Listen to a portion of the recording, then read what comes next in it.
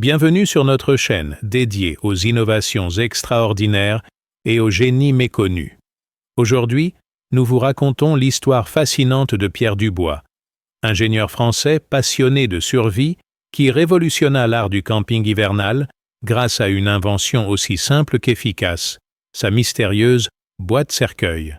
Cette création, d'abord moquée par ses amis randonneurs et les professionnels de l'outdoor, allait s'avérer être l'une des innovations les plus remarquables en matière d'isolation thermique et de survie par grand froid. Cette histoire authentique nous emmène dans les Alpes françaises des années 1980, à une époque où l'équipement de montagne était encore rudimentaire et où les nuits hivernales en altitude pouvaient se transformer en véritables épreuves de survie. Dubois, avec sa formation d'ingénieur thermicien et sa passion pour les défis extrêmes, allait transformer une observation scientifique en révolution pratique qui sauverait des vies et changerait à jamais les standards du bivouac hivernal. N'oubliez pas de vous abonner à notre chaîne pour découvrir d'autres récits d'innovations françaises extraordinaires. Mettez un pouce bleu si cette introduction vous intrigue et laissez-nous un commentaire en nous indiquant de quel pays et de quelle ville vous regardez cette vidéo. Votre soutien nous encourage à continuer de mettre en lumière ces génies français qui changent le monde. Préparez-vous à découvrir comment un objet apparemment lugubre devint l'équipement de survie le plus recherché des Alpes. Paragraphe 1. L'hiver 1983 marqua un tournant décisif dans la vie de Pierre Dubois, ingénieur thermicien de 35 ans, travaillant pour l'industrie aéronautique française près de Toulouse. Passionné de montagne depuis son adolescence, Dubois était un habitué des courses hivernales dans les Pyrénées et les Alpes, mais cette année-là, une expédition particulièrement éprouvante au refuge du Goutet, sur le Mont Blanc, allait changer à jamais sa perception du bivouac par grand froid. Cette nuit-là, racontera-t-il plus tard, j'ai cru que j'allais mourir de froid malgré mon équipement soi-disant professionnel. J'ai compris qu'il fallait révolutionner les techniques d'isolation thermique en montagne. Dubois n'était pourtant pas un néophyte de la montagne. Diplômé de l'École centrale de Lyon, spécialisé en transfert thermique, il connaissait parfaitement les lois physiques qui régissent la conservation de la chaleur corporelle. Son travail dans l'aéronautique lui avait appris à optimiser l'isolation thermique dans des environnements extrêmes, compétence qu'il appliquait déjà intuitivement lors de ses sorties en montagne. Mais cette nuit épouvantable au refuge du Goutet, où la température était descendue à 25 degrés C avec un vent violent, lui révéla les limites dramatiques de l'équipement disponible à l'époque. Mon sac de couchage, pourtant haut de gamme, était complètement dépassé, se souvenait-il. Malgré mes sous-vêtements thermiques, ma doudoune et toutes les techniques que je connaissais, j'ai grelotté toute la nuit. Au matin, j'étais épuisé, démoralisé, et surtout frustré de constater qu'avec toutes mes connaissances en thermique, je n'arrivais pas à résoudre ce problème pourtant fondamental. Initie. Cette frustration d'ingénieur face à un défi technique non résolu allait déclencher des mois d'obsessionnelle recherche et d'expérimentation. De retour dans son appartement toulousain, Dubois se plongea dans l'étude théorique des mécanismes de perte de chaleur en environnement froid. Il analysa méticuleusement les 3 modes de transfert thermique: conduction, contact direct avec le sol froid, convection, circulation d'air froid, et rayonnement, émission de chaleur corporelle vers l'extérieur. Cette approche scientifique rigoureuse lui permit d'identifier que les équipements existants ne traitaient qu'imparfaitement ces 3 problématiques simultanément. L'idée révolutionnaire lui vint lors de l'étude d'un manuel technique sur l'isolation des satellites spatiaux. En lisant les spécifications d'isolation des sondes spatiales, expliquait-il, j'ai réalisé que le vide était le meilleur isolant thermique possible. Mais comment créer du vide dans un équipement de montagne portable? C'est là que j'ai pensé à combiner plusieurs technologies: isolation réflective, barrière vapeur et surtout géométrie optimisée pour minimiser les pontes thermiques. Cette approche pluridisciplinaire allait donner naissance à sa fameuse invention. Dubois commença ses expérimentations dans son garage, transformé en laboratoire de fortune. Utilisant des matériaux de récupération de l'industrie aérospatiale, film aluminisé, mousse isolante à cellules fermées, tissu technique imperméable, il construisit ses premiers prototypes de ce qu'il appelait alors son cocon thermique. Ces premières versions, grossières mais prometteuses, témoignaient déjà d'une approche radicalement différente des équipements traditionnels. Le principe de base était révolutionnaire dans sa simplicité. Créer autour du dormeur un micro-environnement hermétiquement isolé qui conserverait intégralement sa chaleur corporelle tout en évacuant l'humidité. « J'ai calculé, » expliquait Dubois, « qu'un être humain au repos produit environ 80 watts de chaleur.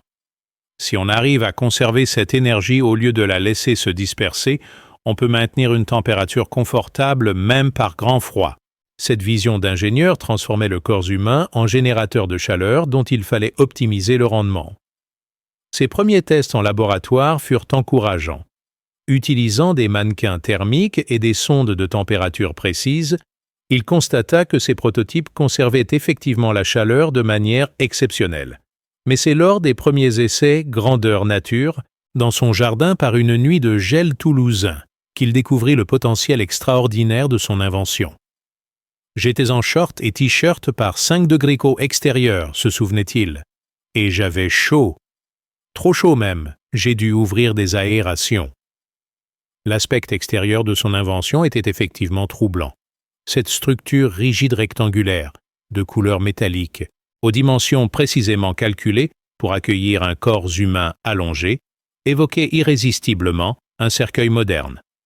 Cette ressemblance macabre, loin d'être fortuite, résultait des contraintes techniques de l'isolation optimale, dimension minimale pour réduire le volume d'air à chauffer, forme parallélépipédique pour maximiser l'efficacité des panneaux isolants, couleur métallisée pour réfléchir le rayonnement thermique. Je savais que l'aspect esthétique poserait problème, admettait Dubois, mais la fonction primait sur la forme. Chaque détail de cette boîte était calculé pour l'efficacité thermique maximale. Sa ressemblance avec un cercueil était le prix à payer pour une isolation parfaite. Cette philosophie pragmatique d'ingénieur allait se heurter aux préjugés et aux moqueries de son entourage, mais aussi révéler progressivement son génie visionnaire qui révolutionnerait l'art du bivouac hivernal.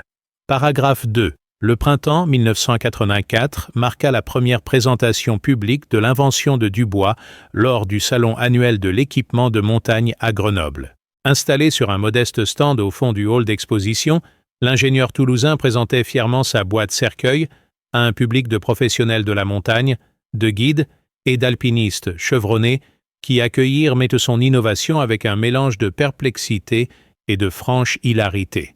« Regardez ça !» ricanait Henri Dupont, guide de haute montagne réputé de Chamonix. « Il veut qu'on dorme dans un cercueil. On dirait qu'il prépare notre enterrement avant même qu'on soit mort de froid. » Cette réaction de moquerie généralisée ne surprenait qu'à moitié Dubois, qui s'attendait à devoir surmonter les préjugés esthétiques de son invention. Cependant, l'ampleur du scepticisme et des sarcasmes dépassait ses prévisions les plus pessimistes. Jacques Mercier, propriétaire d'un magasin spécialisé parisien, résumait l'opinion générale.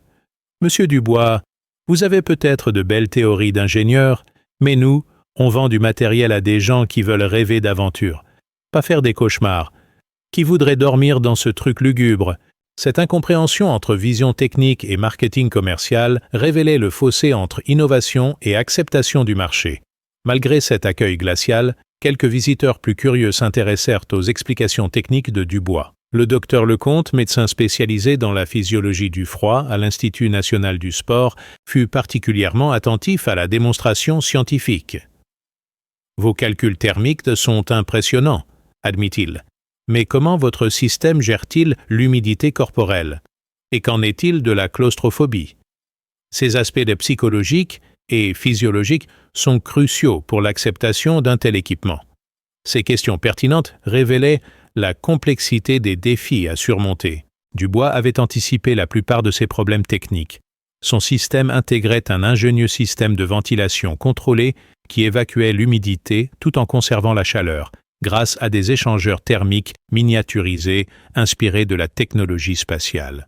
« Regardez », expliquait-il en soulevant un panneau latéral, Ce système de microventilation crée une circulation d'air qui évacue la vapeur d'eau corporelle tout en récupérant sa chaleur. Le taux d'humidité reste optimal et la température stable. Cette sophistication technique impressionnait les connaisseurs.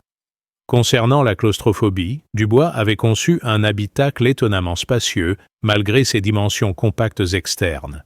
Les parois intérieures sont inclinées selon un angle calculé pour donner une impression d'espace maximal, expliquait-il. De plus, ces hublots transparents permettent de voir l'extérieur et créent une sensation d'ouverture psychologique. L'éclairage LED intégré peut simuler différentes ambiances pour rassurer l'utilisateur. Cette attention aux aspects psychologiques témoignait d'une approche holistique remarquable.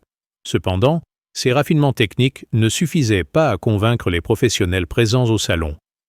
Marc Aubry, représentant d'une grande marque d'équipement outdoor, formulait les objections commerciales. « Monsieur Dubois, votre invention est peut-être efficace, mais elle est trop chère à produire, trop lourde à transporter, et surtout, personne ne voudra l'acheter à cause de son apparence. Le marché de la montagne fonctionne sur l'émotion et le rêve, pas sur la pure performance technique. » Cette analyse marketing révélait les obstacles commerciaux à surmonter. Le poids était effectivement un problème majeur. La première version de la boîte cercueil pesait 25 kg, dimension prohibitive pour la plupart des activités de montagne où chaque gramme compte. Dubois travaillait déjà sur ce défi. J'étudie l'utilisation de nouveaux matériaux composites qui pourraient diviser le poids par 3 tout en conservant les performances thermiques, expliquait-il aux rares visiteurs intéressés. Cette version est un prototype démonstratif. La version commerciale sera beaucoup plus légère et modulaire. Le prix constituait un autre obstacle majeur. Les calculs préliminaires de Dubois estimaient le coût de production à plus de 5 000 francs de l'époque, soit l'équivalent d'une voiture d'occasion. Je reconnais que le prix est élevé, admettait-il, mais il faut considérer que cet équipement peut sauver des vies. Combien vaut une nuit de sommeil confortable par 30 degrés C? Combien coûte un sauvetage en hélicoptère? Cette argumentation, bien que logique, ne convainquait pas les distributeurs soucieux de volume de vente. Malgré cet accueil décourageant, Dubois repartit du salon de Grenoble avec quelques contacts prometteurs. 3 guides de haute montagne, intrigués par les performances annoncées, avaient accepté de tester l'équipement lors de leurs prochaines expéditions hivernales. Le Dr Lecomte souhaitait également réaliser des tests scientifiques dans les laboratoires de l'Institut national du sport. Ces premières opportunités d'évaluation en conditions réelles allaient permettre à Dubois de prouver la valeur révolutionnaire de son invention. L'ingénieur toulousain quitta Grenoble avec un sentiment mitigé.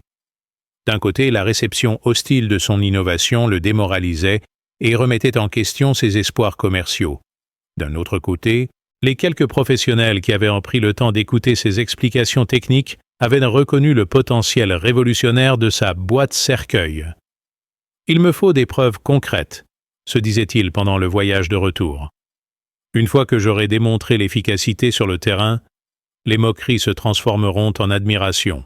Cette détermination allait le pousser à intensifier ses recherches et à préparer des tests grandeur nature qui démontreraient, de manière irréfutable, la supériorité de son système. L'hiver suivant allait offrir l'occasion de prouver que derrière l'apparence lugubre de sa création se cachait une révolution technologique qui changerait à jamais les standards du bivouac hivernal. Paragraphe 3. L'hiver. 1984-1985 allait devenir légendaire dans l'histoire de l'innovation outdoor française grâce aux tests révolutionnaires organisés par Pierre Dubois dans les Alpes. Déterminé à prouver l'efficacité de sa boîte cercueil, l'ingénieur organisa une série d'expérimentations scientifiques rigoureuses qui allaient stupéfier la communauté montagnarde européenne.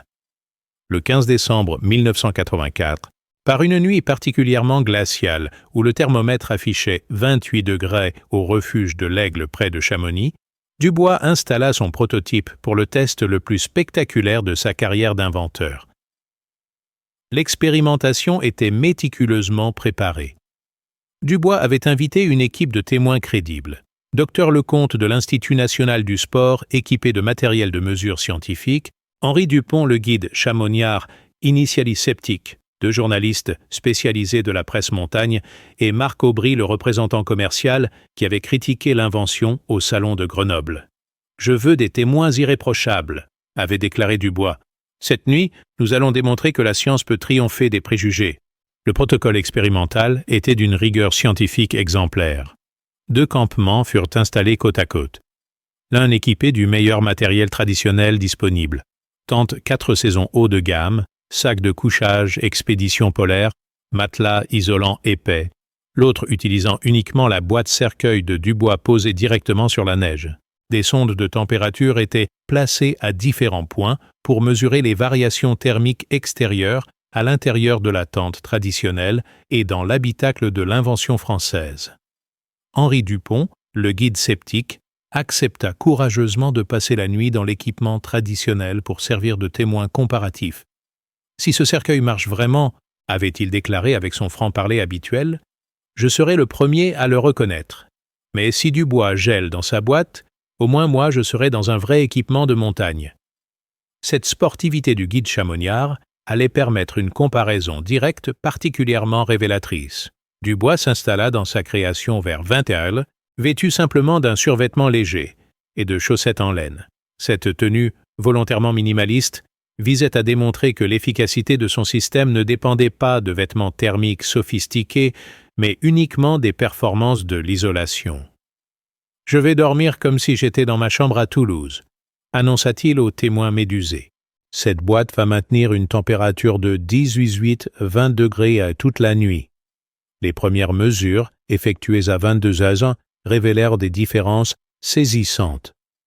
Tandis que la température dans la tente traditionnelle oscillait autour de 15 degrés C, malgré le matériel haut de gamme et les vêtements polaires de Dupont, l'habitacle de la boîte cercueil affichait déjà un confortable plus 16 degrés C. « C'est impossible !» s'exclama Marc Aubry en vérifiant personnellement les instruments de mesure. « Il doit y avoir une erreur de calibrage ou un système de chauffage caché. » Le docteur Lecomte procéda à une inspection minutieuse de l'équipement de Dubois pour s'assurer de l'absence de tout dispositif de chauffage artificiel.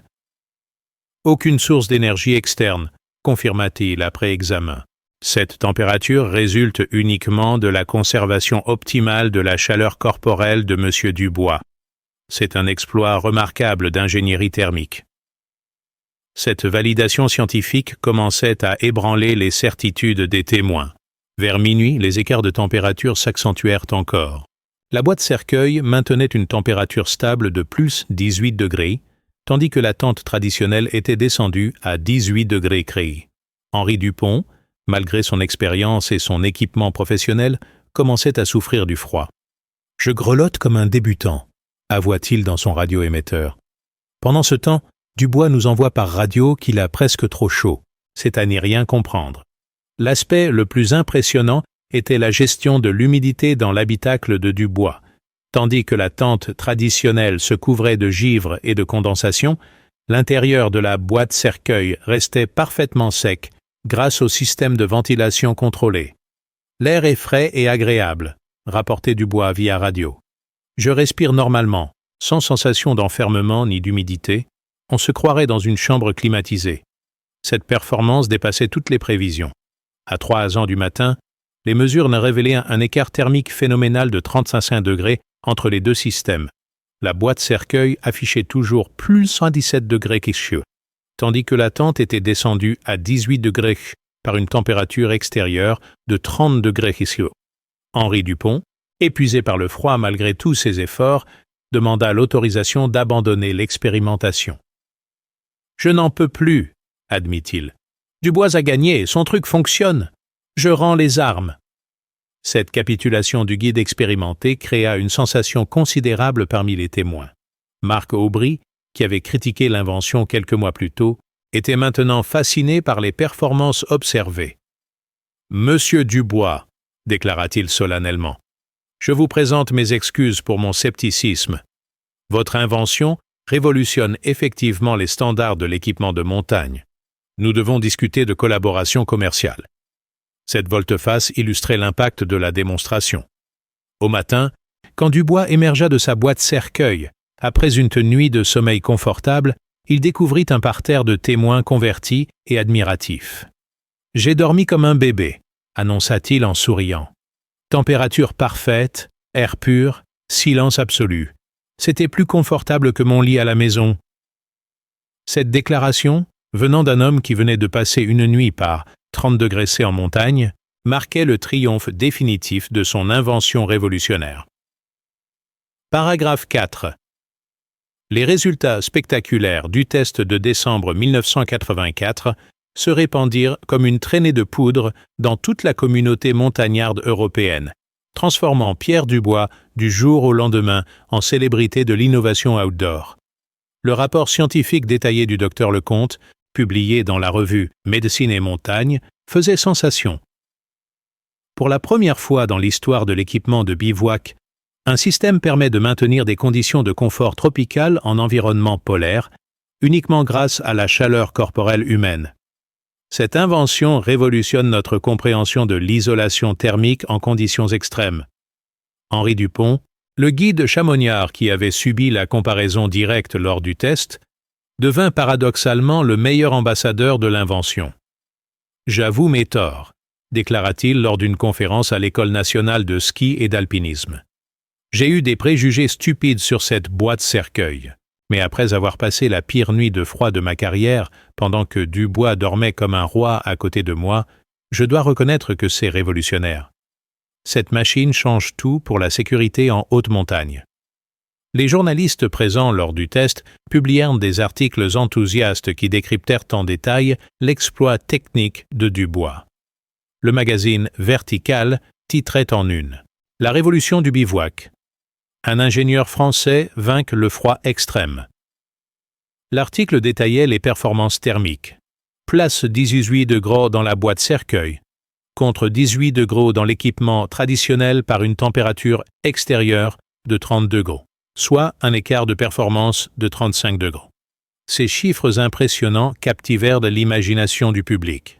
Marc Aubry, représentant commercial initialis sceptique, entreprit immédiatement des négociations avec Dubois pour commercialiser l'invention. « Monsieur Dubois, » lui proposa-t-il dès le lendemain du test, « nous devons transformer cette prouesse technique en succès commercial. Je vous offre un partenariat exclusif pour distribuer votre invention dans toute l'Europe. Cette boîte cercueil va révolutionner le marché de l'équipement de montagne. » Cette proposition concrétisait la transformation de la moquerie en opportunité commerciale.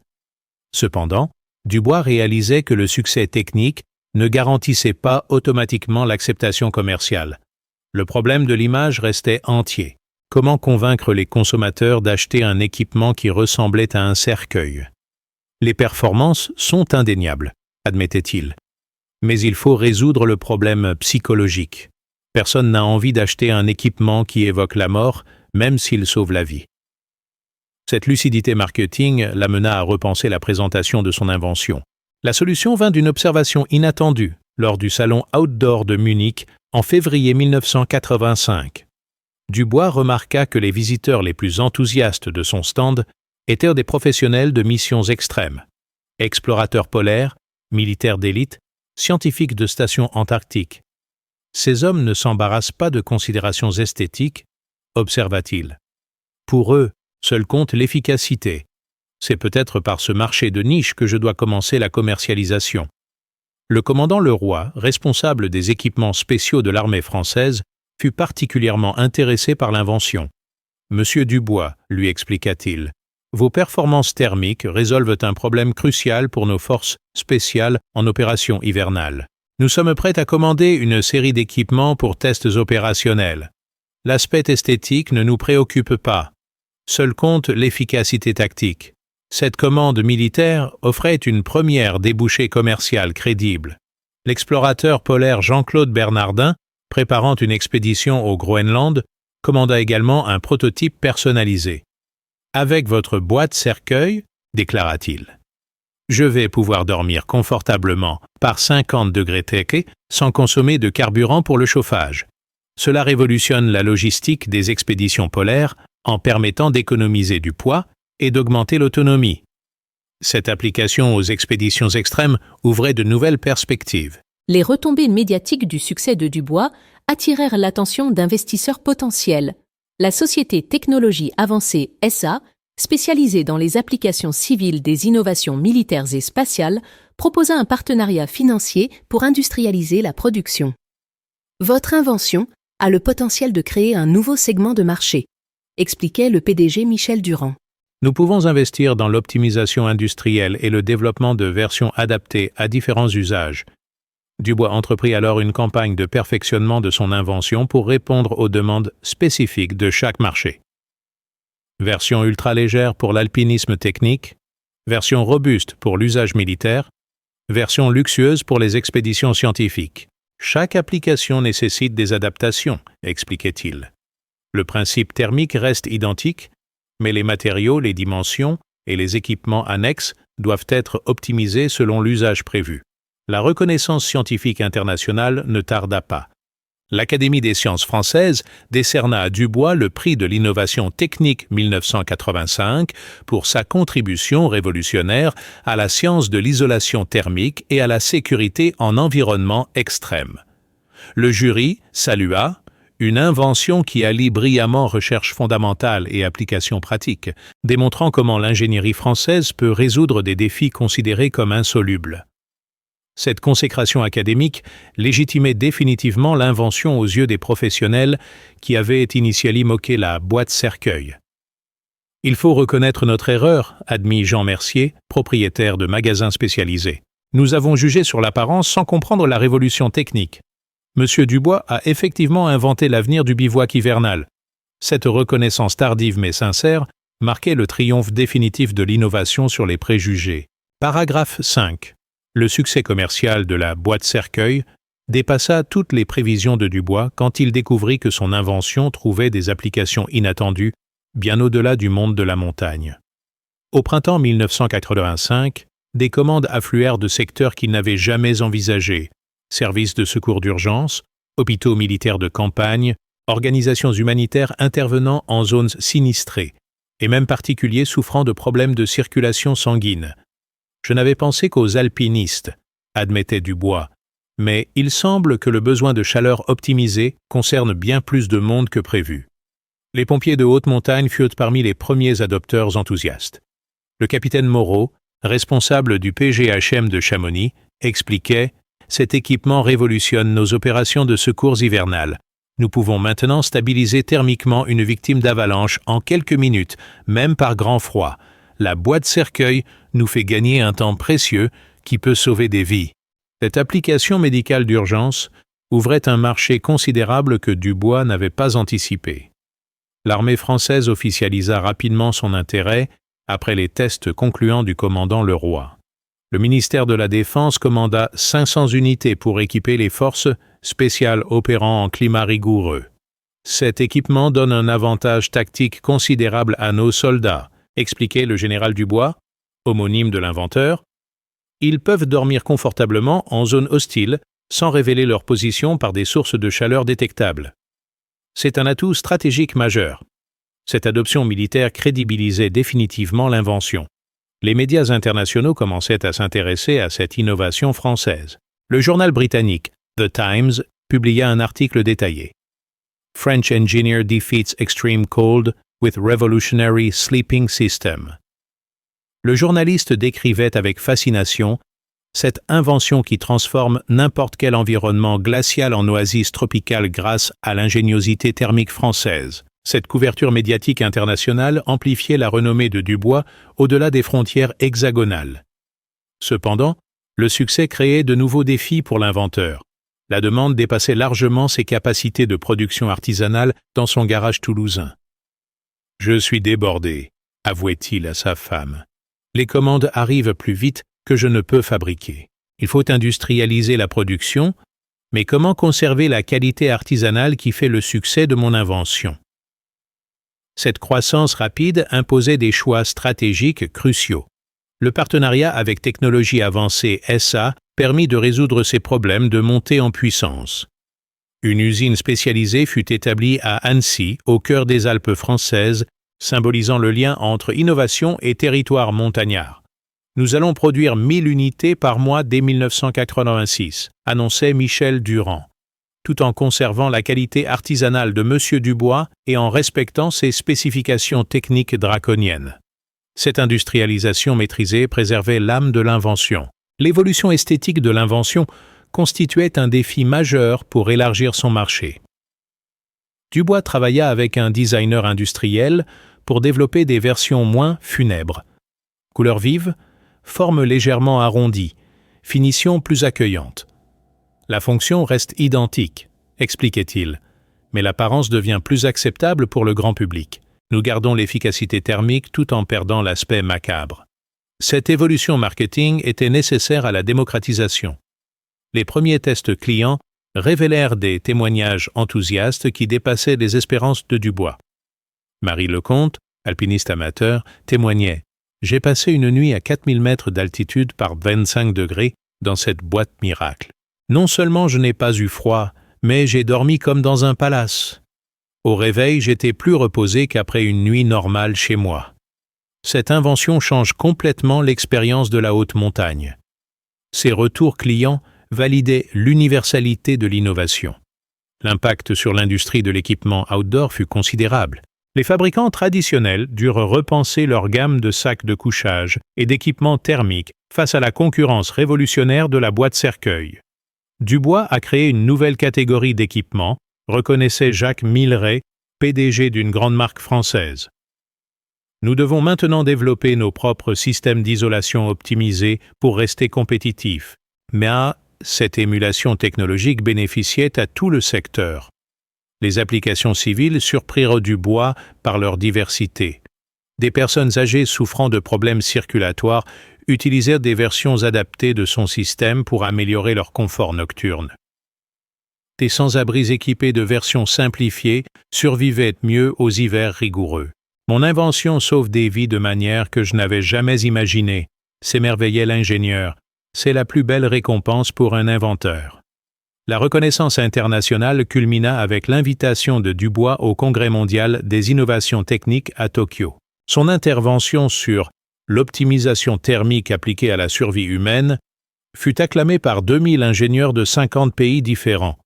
M. Dubois a démontré comment une approche scientifique rigoureuse peut résoudre un problème universel, commentait le président du Congrès. Son invention illustre parfaitement l'innovation française au service de l'humanité. Cette consécration internationale marquait l'apogée de la reconnaissance technique, mais Dubois gardait les pieds sur terre. Le plus important, déclarait-il, c'est que des gens dorment mieux et survivent dans des conditions qui auraient été mortelles auparavant. La technologie n'a de sens que si elle améliore concrètement la vie humaine. Cette philosophie humaniste guidait toujours ses recherches et perfectionnements. Paragraphe 6. L'hiver 1985-1986 apporta la validation ultime de l'invention de Dubois quand plusieurs expéditions internationales d'envergure adoptèrent de sa boîte cercueil comme équipement standard. L'expédition antarctique franco-britannique dirigée par l'explorateur Jean-Claude Bernardin utilisa exclusivement les systèmes de Dubois pour équiper ses 12 membres durant 6 mois de mission scientifique par des températures atteignant 60 degrés. Sans l'invention de Dubois, déclara Bernardin au retour, notre mission aurait été impossible ou aurait nécessité 3 fois plus de carburant pour le chauffage. Nous avons économisé 2 tonnes d'équipement et dormi confortablement même par les nuits les plus glaciales.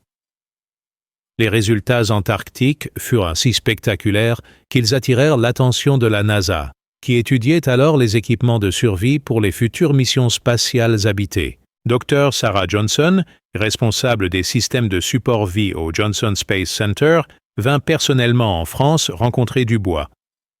Votre approche de l'isolation thermique résout des problèmes que nous avions dans nos stations spatiales, lui expliqua-t-elle. Nous aimerions adapter vos principes pour les combinaisons spatiales et les habitats planétaires. Cette collaboration pourrait révolutionner l'exploration spatiale. Cette reconnaissance américaine propulsa Dubois au niveau des inventeurs mondialement reconnus. Des universités prestigieuses l'invitèrent comme professeur visiteur pour enseigner ses méthodes d'optimisation thermique. MIT, Stanford, Cambridge sollicitèrent ses conférences. Je n'aurais jamais imaginé qu'une invention née dans mon garage toulousain intéresserait les plus grandes institutions scientifiques mondiales. » s'émerveillait-il. C'est la preuve que la France peut encore innover au plus haut niveau international. Le marché civil se développait également de manière spectaculaire. Les versions grand public de la boîte cercueil, rebaptisée cocon thermique du bois pour une image plus accueillante, se vendaient à 3000 exemplaires par mois en Europe. Le prix, descendu à 2500 francs grâce à l'industrialisation, restait élevé mais trouvait son public parmi les passionnés de montagne et les professionnels. C'est devenu un équipement de référence, constatait Marc Aubry. Tous les guides sérieux en possèdent un. L'évolution technologique se poursuivait grâce au retour d'expérience des utilisateurs. Dubois développa une version modulaire qui permettait de connecter plusieurs unités pour les expéditions en groupe. Imaginez un camp de base où chaque membre dispose de son cocon thermique personnel, mais où les unités peuvent se connecter pour créer des espaces communs chauffés, expliquait-il. Cette modularité révolutionne l'organisation des expéditions longues. Cette innovation systémique ouvrait de nouveaux horizons. Les applications médicales surprenaient par leur diversité. Des hôpitaux utilisaient des versions adaptées pour traiter l'hypothermie. Des centres de rééducation les employaient pour la thermothérapie. Et même des maternités expérimentaient de l'incubation douce des prématurés. Dr Martine Leroy, chef du service d'urgence de Grenoble, témoignait « Le système Dubois nous permet de réchauffer un patient hypothermique en 15 minutes au lieu d'1 heure avec les méthodes traditionnelles. C'est révolutionnaire pour les secours en montagne. » La concurrence commençait à émerger avec des imitations plus ou moins réussies. Plusieurs fabricants tentaient de reproduire l'invention de Dubois, mais sans comprendre les subtilités techniques qui faisaient de son efficacité. Ces copies superficielles échouent sur les performances, observait l'ingénieur. Elles reproduisent de l'apparence mais ratent l'essentiel. L'optimisation thermodynamique précise qui nécessite des années de calcul et d'ajustement. Cette supériorité technique protégeait naturellement son invention. L'impact environnemental de l'invention commençait à être reconnu. En réduisant drastiquement les besoins de chauffage artificiel en conditions extrêmes, les systèmes de Dubois contribuaient aux économies d'énergie. Une expédition polaire équipée de nos cocons consomme 70% moins de carburant pour le chauffage, calculait-il. Multiplié par toutes les missions scientifiques mondiales, cela représente des économies considérables de CO2. Cette dimension écologique ajoutait une valeur supplémentaire. La production s'internationalisait avec l'ouverture d'une usine sous licence au Canada pour le marché nord-américain et d'une autre au Japon pour l'Asie. Nous devons rester vigilants sur la qualité, insistait Dubois. Chaque unité qui sort de nos usines engage ma réputation. La moindre défaillance technique peut être mortelle en conditions extrêmes. Cette exigence qualité absolue caractérisait l'approche de l'inventeur français. Les témoignages d'utilisateurs continuèrent d'affluer, confirmant l'impact révolutionnaire de l'invention. Un sauveteur de haute montagne écrivait « Grâce au système Dubois, j'ai sauvé 3 alpinistes bloqués par une tempête. Nous avons passé 48 heures à 4500 mètres par 35 degrés, dans un confort inimaginable auparavant. Sans cette technologie, cette mission de secours aurait été impossible. » Ces retours humains justifiaient tous les efforts de recherche. L'année 1986 se termina sur un bilan triomphal, 15 000 unités vendues dans 25 pays, 50 vies humaines officiellement sauvées grâce à l'invention et une reconnaissance scientifique internationale établie. Dubois recevait la Légion d'honneur des mains du président de la République pour services éminents rendus à la science française et au rayonnement technologique de la France. Cette décoration, déclarait-il ému, récompense tous les inventeurs français qui croient que notre pays peut encore surprendre le monde par son génie. Mais au-delà des honneurs et du succès commercial, Dubois gardait en tête l'objectif initial, sauver des vies humaines en conditions extrêmes.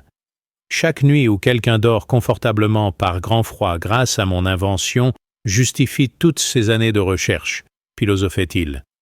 C'est cela, le vrai succès d'un ingénieur, transformer une idée théorique en amélioration concrète de la condition humaine. Cette vision humaniste continuait de guider ses innovations. Paragraphe 7. Le début de l'année 1987 marqua une nouvelle étape dans l'évolution de l'invention de Dubois avec le développement de la première boîte-cercueil électronique intégrant des capteurs automatiques et un système de régulation thermique intelligente.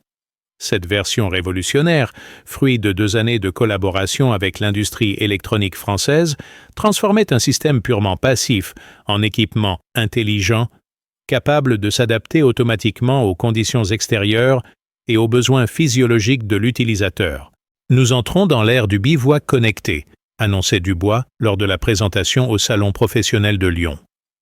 Le nouveau système intégrait une douzaine de capteurs mesurant en permanence température extérieure, humidité, rythme cardiaque de l'occupant et taux de CO2 dans l'habitacle. Un microprocesseur analysait ces données pour optimiser automatiquement la ventilation, l'isolation et même la position des panneaux réflecteurs. L'utilisateur n'a plus rien à régler, expliquait l'ingénieur. La boîte apprend ses habitudes thermiques et s'adapte pour maintenir ses conditions de confort idéales, même si les conditions extérieures changent brutalement pendant son sommeil. Cette sophistication électronique résolvait l'un des derniers défauts du système original, la nécessité d'ajustement manuel selon les conditions. Jean-Pierre Merlot, guide de haute montagne et utilisateur expérimenté de la première génération, témoignait. Avant, il fallait prévoir les variations météorologiques nocturnes pour régler l'ouverture de ventilation. Avec cette nouvelle version, je n'ai qu'à m'allonger et dormir. La machine fait le reste, même si une tempête se lève en pleine nuit. Cette automatisation complète séduisait les professionnels les plus exigeants. L'intégration d'un système de communication d'urgence révolutionnait également la sécurité. En cas de problème physiologique de l'occupant, hypothermie naissante, problème cardiaque, panique claustrophobe, l'équipement déclenchait automatiquement une alerte GPS vers les centres de secours. Nous avons transformé un simple abri en véritable ange gardien électronique, expliquait Dr Lecomte, consultant médical du projet. Cette innovation peut prévenir les drames en alertant les secours avant même que l'utilisateur ne réalise son problème. La miniaturisation des composants électroniques permettait de maintenir un poids total inférieur à 8 kg pour cette version high-tech, performance remarquable compte tenu de la sophistication embarquée. L'autonomie énergétique était assurée par des panneaux solaires flexibles intégrés dans la structure et une pile à combustible de secours. 3 heures d'exposition solaire suffisent pour alimenter le système pendant 1 semaine, précisait Dubois. Et même partant totalement couvert, la pile assure 72 heures d'autonomie complète.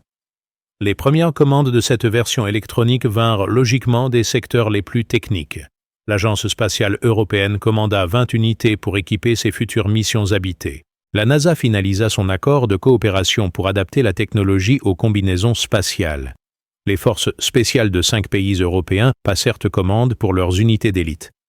Cette version représente le futur de l'équipement de survie, commentait le général Dubois. Nos soldats disposent maintenant d'un avantage technologique décisif en opérations spéciales. Le marché civil haut de gamme s'enthousiasma également pour cette innovation.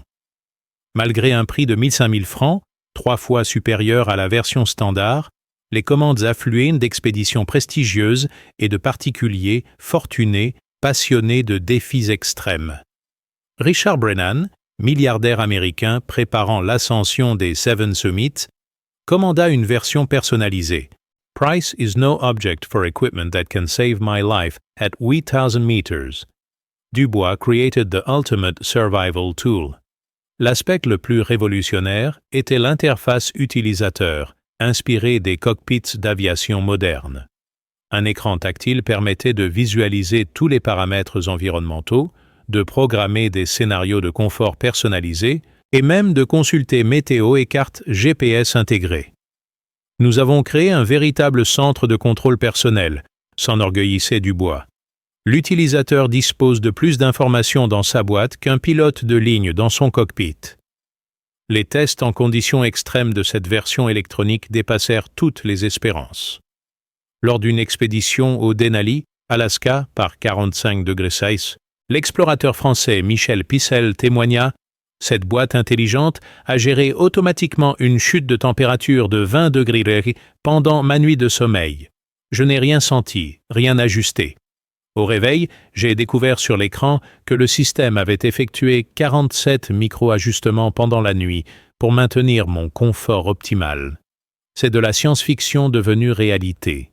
Or, l'innovation a attiré l'attention de secteurs inattendus. L'industrie automobile s'intéressait au système de régulation thermique pour les véhicules électriques. L'habitat écologique étudiait l'adaptation aux maisons passives. Même l'hôtellerie de luxe envisageait des chambres du bois pour offrir le summum du confort thermique. Mon invention dépasse maintenant largement son usage initial, observait l'ingénieur. Elle devient une technologie générique applicable partout où l'optimisation thermique est cruciale. La reconnaissance scientifique culmina avec l'attribution du Prix européen de l'innovation 1987. Le jury salua une invention qui allie brillamment physique fondamentale, ingénierie de précision et révolution électronique pour créer un nouvel art de vivre en conditions extrêmes. Cette consécration européenne confirmait que la France conservait son leadership dans l'innovation technologique de pointe, capable de surprendre le monde par son génie inventif. Cependant, Dubois gardait une vision humble de son succès. Cette récompense honore toute l'équipe qui m'a aidé à transformer une idée de garage en technologie mondiale. Un inventeur n'est rien sans les ingénieurs, techniciens et utilisateurs qui perfectionnent son idée initiale. Cette reconnaissance collective illustrait la maturité de l'inventeur désormais établi parmi les grands innovateurs français de son époque. Paragraphe 8. L'année 1988 ouvrit un nouveau chapitre dans l'histoire de l'invention de Dubois avec l'arrivée massive de la concurrence internationale, qui tentait de reproduire ou d'améliorer sa boîte cercueil, devenue référence mondiale. 3 fabricants américains, 2 japonais et un consortium européen lancèrent leur propre version de système d'isolation thermique optimisé, forçant Dubois à innover constamment pour maintenir son avance technologique. « La concurrence me stimule », déclarait-il philosophiquement. « Elle prouve que j'ai ouvert une voie prometteuse et m'oblige à rester le meilleur. C'est sain pour l'innovation. » Le concurrent le plus sérieux était la société américaine Thermomax, dirigée par Dr Robert Harrison, ancien ingénieur de la NASA, qui avait étudié attentivement les brevets lots français. Leur Arctic Pod revendiquait des performances de thermique supérieures grâce à l'intégration de technologies spatiales ultramodernes. Nous avons analysé les faiblesses du système français, affirmait Harrison dans la presse spécialisée. Notre solution corrige ces défauts et ajoute des fonctionnalités que Dubois n'a pas imaginées. Cette provocation directe amusait plus qu'elle n'inquiétait l'inventeur français. Les tests comparatifs organisés par le magazine Extreme Outdoor révélèrent que la concurrence, malgré ses prétentions, n'égalait pas encore les performances du système original de Dubois. L'Arctic Pod américain atteint effectivement plus 112 degrés Sacra par 30 degrés poussés extérieurs, rapportait le test. Performance honorable mais inférieure au plus 18 degrés Quiz du système Dubois dans les mêmes conditions. La technique française conserve son avance, fruit de 10 années d'optimisation continue. Cette validation indépendante rassurait sur la solidité de l'innovation française. Cependant, Dubois ne se reposait pas sur ses acquis. Il lança un programme de recherche ambitieux pour développer la 3e génération de son invention, intégrant les technologies émergentes. Matériaux à changement de phase, microprocesseurs ultra-performants, intelligence artificielle primitive. Mes concurrents copient ma technologie d'il y a 5 ans, observait-il. Pendant ce temps, je travaille sur les solutions de demain. L'innovation, c'est toujours avoir une guerre d'avance sur la concurrence. L'intelligence artificielle intégrée représentait la révolution majeure de cette nouvelle génération. Le système apprenait les habitudes physiologiques de son utilisateur pour anticiper ses besoins thermiques selon son rythme de sommeil, son métabolisme personnel et même son état de stress ou de fatigue. Après une semaine d'utilisation, expliquait Dubois, la boîte connaît mieux vos besoins thermiques que vous-même. Elle maintient votre confort optimal avant même que vous ne ressentiez un début d'inconfort. Cette personnalisation extrême créait un nouveau standard. Les applications civiles se diversifiaient de manière spectaculaire. Des maisons de retraite utilisaient des versions adaptées pour améliorer le sommeil des personnes âgées.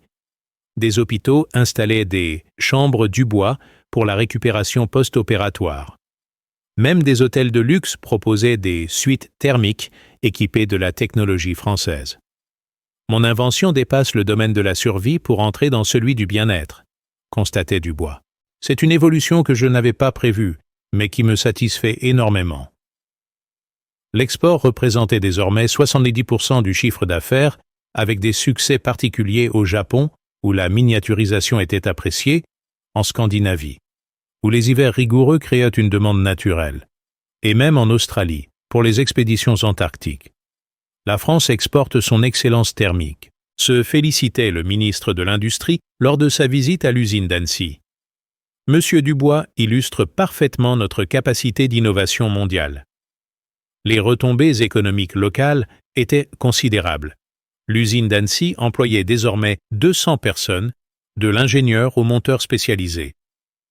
Un écosystème de sous-traitance était développé dans la région, spécialisé dans les composants haute technologie pour équipements extrêmes. Nous avons créé une véritable Silicon Valley alpine, observait le maire d'Annecy. L'innovation de M. Dubois rayonne sur tout le territoire. L'impact sur la formation technique était également notable.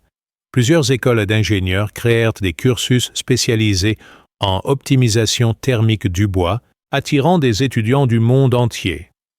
L'INSA de Lyon ouvrit un laboratoire de recherche dédié aux applications de la technologie française.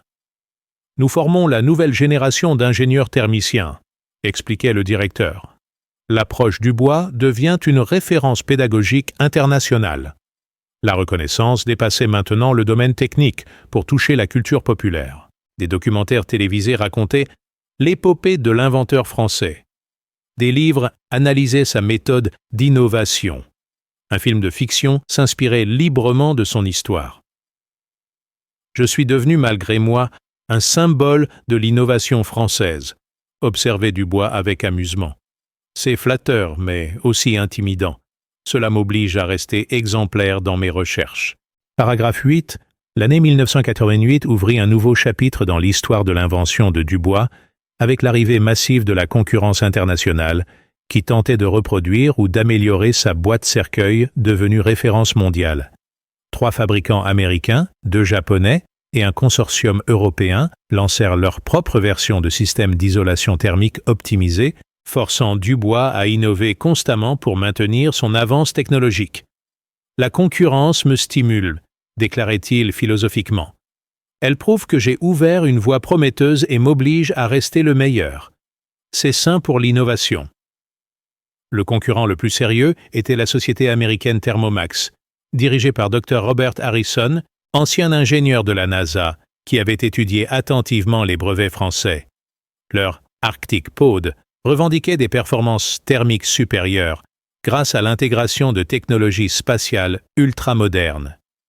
Nous avons analysé les faiblesses du système français, affirmait Harrison dans la presse spécialisée. Notre solution corrige ces défauts et ajoute des fonctionnalités que Dubois n'a pas imaginées. Cette provocation directe amusait plus qu'elle n'inquiétait l'inventeur français. Les tests comparatifs organisés par le magazine Extreme Outdoor révélèrent que la concurrence, malgré ses prétentions, n'égalait pas encore les performances du système original de Dubois.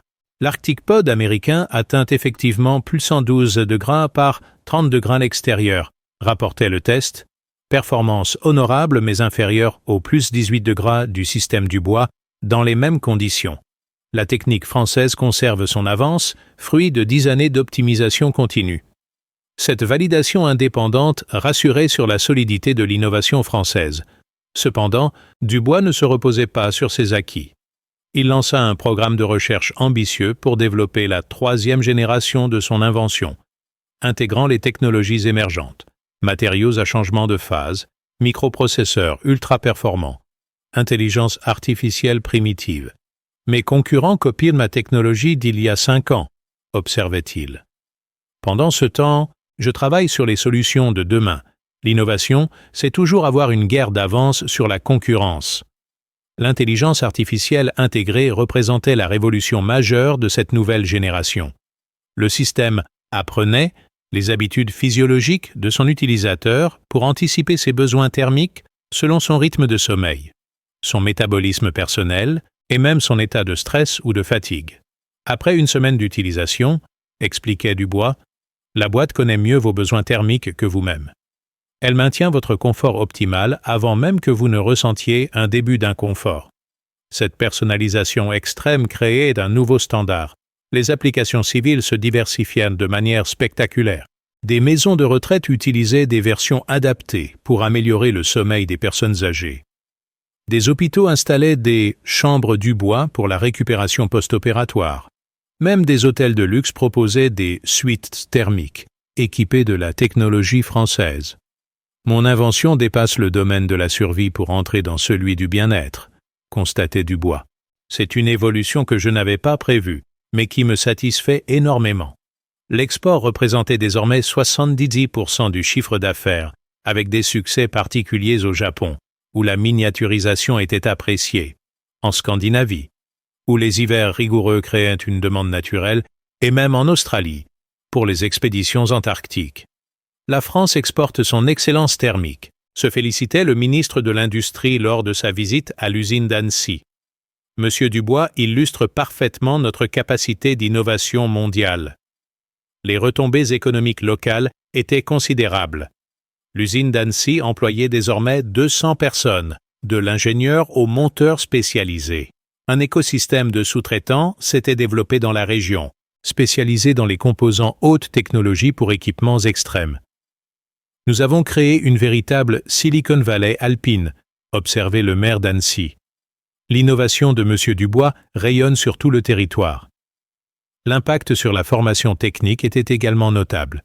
Plusieurs écoles d'ingénieurs créèrent des cursus spécialisés en optimisation thermique du bois, attirant des étudiants du monde entier. L'INSA de Lyon ouvrit un laboratoire de recherche dédié aux applications de la technologie française. Nous formons la nouvelle génération d'ingénieurs thermiciens, expliquait le directeur. L'approche Dubois devient une référence pédagogique internationale. La reconnaissance dépassait maintenant le domaine technique pour toucher la culture populaire. Des documentaires télévisés racontaient l'épopée de l'inventeur français. Des livres analysaient sa méthode d'innovation. Un film de fiction s'inspirait librement de son histoire. Je suis devenu malgré moi un symbole de l'innovation française, observait Dubois avec amusement. C'est flatteur, mais aussi intimidant. Cela m'oblige à rester exemplaire dans mes recherches. L'année se termina sur une note particulièrement gratifiante avec la réception d'une lettre collective signée par 500 utilisateurs à travers le monde, remerciant Dubois pour avoir révolutionné leur rapport à l'aventure extrême et leur avoir permis de repousser leurs limites en toute sécurité. Cette reconnaissance humaine touchait l'inventeur plus profondément que toutes les distinctions techniques reçues jusqu'alors. Paragraphe 9. L'année 1989 marqua un tournant décisif dans l'évolution de l'Empire du bois avec l'introduction de la première boîte cercueil à prix démocratique destinée à démocratiser une technologie jusque-là réservée aux professionnels et amateurs fortunés. Cette version populaire, développée en partenariat avec la grande distribution française, utilisait des matériaux simplifiés, mais conservait l'essentiel de l'efficacité thermique pour un prix révolutionnaire de 1500 francs. L'innovation n'a de sens que si elle profite au plus grand nombre, déclarait Dubois lors du lancement. Cette version accessible va révolutionner le camping hivernal pour des millions de familles françaises. La stratégie de démocratisation nécessitait des compromis techniques intelligents. L'équipe de Dubois développa des matériaux moins coûteux mais conservant 80% de l'efficacité de la version professionnelle. Les systèmes électroniques furent simplifiés, l'esthétique optimisée pour séduire le grand public et la production automatisée pour réduire les coûts.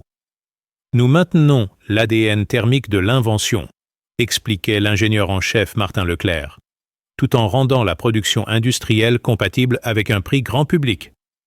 Le lancement commercial dépassait toutes les prévisions. En 3 mois, 15 000 unités furent vendues dans les grandes surfaces sportives françaises, déclenchant un phénomène de mode autour du camping confort. Les familles découvrirent qu'elles pouvaient désormais camper confortablement en hiver, ouvrant de nouvelles perspectives touristiques pour les stations de montagne en basse saison. Dubois démocratise l'aventure hivernale, titrait le magazine Camping and Caravanning. Fini les nuits glacées sous la tente. Les témoignages d'utilisateurs grand public révélaient un enthousiasme communicatif qui dépassait les espérances de Dubois. Marie Martineau, mère de famille de Bordeaux, écrivait « Grâce à votre boîte magique, nous avons passé des vacances de Noël formidables en montagne avec nos 3 enfants. Même par 15 degrés C, ils ont dormi comme des anges. Cette invention révolutionne nos vacances d'hiver. » Ces retours familiaux montraient l'impact social de l'innovation. L'industrie du tourisme hivernal s'adaptait rapidement à cette nouvelle donne. Les campings de montagne équipèrent leurs emplacements de branchements électriques pour les cocons du bois. Les guides de randonnée intégraient des bivouacs hivernes impossibles auparavant. Même les refuges de montagne proposaient la location d'équipements du bois pour les alpinistes mal équipés. Cette technologie transforme l'économie de la montagne hivernale, analysait Jean Mercier, directeur de l'Office de tourisme de Chamonix. L'impact écologique commençait à être mesuré et révélait des bénéfices inattendus. En permettant un confort thermique sans chauffage artificiel, les systèmes du bois réduisaient drastiquement la consommation énergétique du camping hivernal. Une étude de l'ADEME calculait une économie de 2000 tonnes de CO2 par an grâce à la généralisation de la technologie française. Dubois révolutionne l'écologie du tourisme d'hiver, constatait le rapport. Son innovation concilie confort et respect environnemental. La concurrence internationale réagissait en tentant de copier cette stratégie de démocratisation, mais sans succès comparable. Les versions low-cost américaines et japonaises ne parvenaient pas à égaler le rapport qualité-prix de l'innovation française. Nos concurrents sous-estiment la complexité de la simplification, observait Dubois. Rendre une haute technologie accessible au grand public exige plus d'ingéniosité que de créer un prototype de laboratoire. C'est là que l'excellence française fait la différence. L'expansion internationale s'accélérait grâce à cette version démocratique. Des accords de distribution furent signés avec 15 pays européens, puis avec l'Amérique du Nord et l'Australie. La production annuelle atteignait désormais 1000 unités réparties entre les versions professionnelles, grand public et applications spéciales. Nous sommes passés de l'artisanat génial à l'industrie mondiale, résumait Michel Durand, PDG de Technologies Avancées SA. Les innovations continuaient à un rythme soutenu. Dubois présentait régulièrement de nouvelles variantes, version ultra-légère de 3 kg pour l'alpinisme technique, version familiale pour 4 personnes, version médicalisée pour les urgences. Chaque usage spécifique mérite son optimisation particulière, expliquait-il. L'innovation, c'est l'adaptation permanente aux besoins réels des utilisateurs. La formation technique accompagnait cette expansion.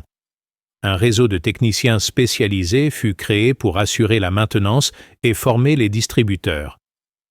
Des stages de maîtrise thermique du bois attirèrent des professionnels du monde entier à Annecy. Nous exportons notre savoir-faire autant que nos produits, soulignait Dubois. La technologie française rayonne par ses hommes autant que par ses machines. L'impact culturel dépassait maintenant largement le domaine technique. Les cocons du bois devenaient des objets cultes représentant l'innovation française. Des créateurs de mode s'en inspiraient, des artistes les intégraient dans leurs œuvres. Même la littérature s'emparait du phénomène avec des romans évoquant ces cercueils qui donnent la vie. Mon invention est devenue un symbole, observait Dubois. C'est flatteur, mais aussi une responsabilité considérable. L'année se terminait sur un bilan exceptionnel. 5 000 utilisateurs dans le monde, 2000 emplois créés directement ou indirectement, et surtout, des centaines de vies sauvées en conditions extrêmes. Dubois recevait le titre de Chevalier du Mérite national pour service exceptionnel rendu au rayonnement technologique français. Cette consécration officielle couronnait 15 années d'innovation continue depuis la première nuit glaciale au refuge du goûter qui avait tout déclenché. Paragraphe 10.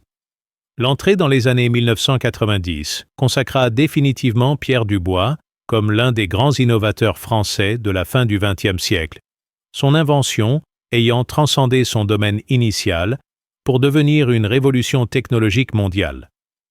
Le 1er janvier 1990, l'inventeur toulousain célébrait le millionième utilisateur de ses systèmes thermiques en offrant un cocon d'or, spécialement créé pour l'occasion, à Erik Larsson, explorateur suédois qui utilisait la technologie française pour ses expéditions polaires. « Cette invention a changé ma vie », déclarait Larsson. « Elle m'a permis de repousser mes limites et de survivre dans des conditions que j'aurais jugées impossibles il y a 10 ans. » L'héritage de l'invention dépassait largement son impact commercial pour influencer toute une génération d'ingénieurs et d'innovateurs. Les universités du monde entier enseignaient l'approche du bois comme modèle d'innovation partant des besoins humains fondamentaux pour développer des solutions révolutionnaires. Stanford créa la Dubois Chair en ingénierie thermique. MIT organisa un symposium annuel sur l'optimisation thermique appliquée. Dubois a démontré qu'un ingénieur français peut encore révolutionner une industrie mondiale, commentait le recteur de Polytechnique. Les applications dérivées de la technologie se multipliaient dans des domaines inattendus. L'industrie automobile adaptait les principes thermiques aux véhicules électriques pour optimiser l'autonomie. L'aérospatiale utilisait des versions miniaturisées pour les combinaisons spatiales. Même l'agriculture développait des serres du bois pour cultiver en climat rigoureux. Mon invention est devenue une technologie générique, observait l'inventeur. Elle s'applique partout où l'optimisation thermique est cruciale. L'impact social de l'innovation était particulièrement visible dans l'aide humanitaire. Médecins sans frontières équipait ses missions d'urgence de cocons médicaux, du bois, pour traiter l'hypothermie en zone sinistrée. La Croix-Rouge utilisait des versions simplifiées pour les réfugiés dans les camps hivernaux. Cette technologie française sauve des vies dans les contextes les plus difficiles, témoignait Dr Lecomte, coordinateur médical international. Elle représente le meilleur de l'innovation humanitaire française. L'évolution esthétique avait complètement transformé l'apparence de l'invention. Les nouveaux modèles, aux formes organiques et aux couleurs vives, ne ressemblaient ni plus du tout aux boîtes cercueil originales. Cette métamorphose visuelle avait considérablement élargi l'acceptation sociale du produit. Nous sommes passés du macabre au magique, plaisantait Dubois. La fonction reste identique, mais l'émotion a changé. C'est crucial pour l'adoption massive d'une innovation. La concurrence, bien qu'intensifiée, n'avait jamais réussi à égaler l'avance technologique française.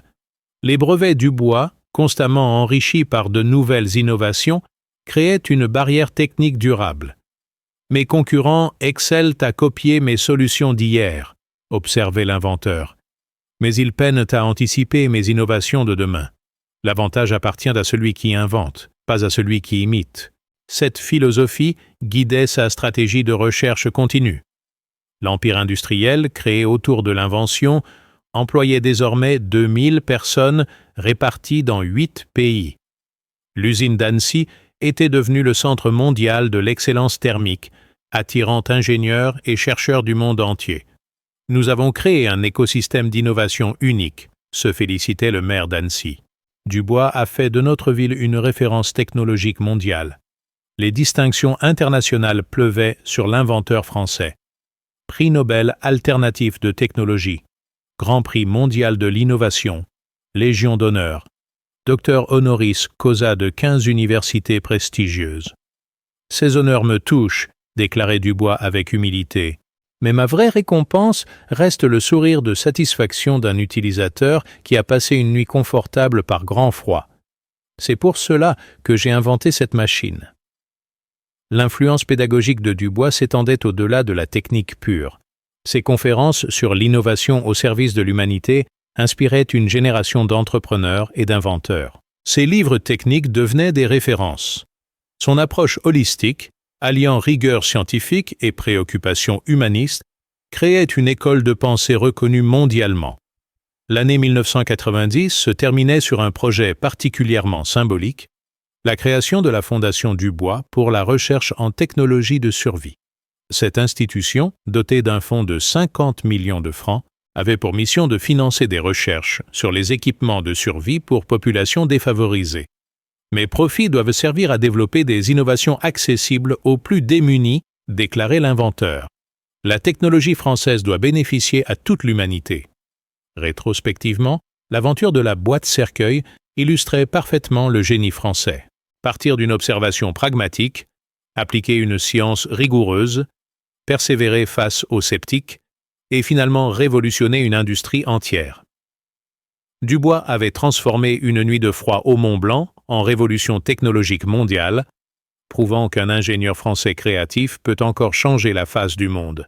Si je devais résumer cette aventure, philosophait Dubois lors d'une interview pour ses 50 ans, je dirais qu'elle prouve que l'innovation naît de la frustration face à un problème réel. J'avais froid, j'ai cherché une solution, et cette solution s'est révélée intéresser le monde entier. C'est la plus belle leçon d'ingénierie. Servir d'abord l'humain, la technique suivra. Cette sagesse résumait parfaitement l'esprit de l'innovation française à son meilleur niveau.